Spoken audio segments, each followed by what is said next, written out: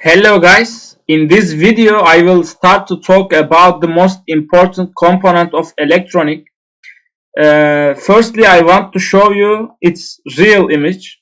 When you buy a transistor, generally you will face something like that. It has three terminals, and in these three terminals you are connecting some things and you are using this transistor. I am going to make a playlist, and it is the first video of this playlist, and I will try to stop the videos around 2 minutes. I don't want to exceed 2 minutes. After watching this playlist, you will understand how we are using transistor, and actually after a few videos I will try to make some real experiments, and you will see them in real life. You will understand how computers work. Firstly, it is an introduction. This transistor is used as amplification.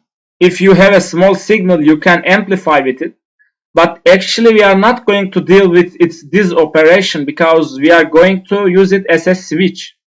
As you know, switch can let current or can't let it. We are using it as a switch, and it is not a mechanical. Only we are using electricity to control the switch property of this transistor.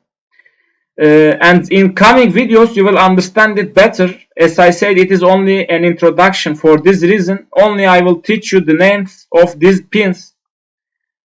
Here we have collector,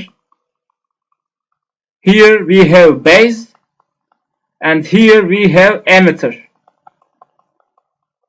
We are going to use these names in coming videos, and when we are talking about the properties of this transistor and how we are going to use it, you need to use them in the right order.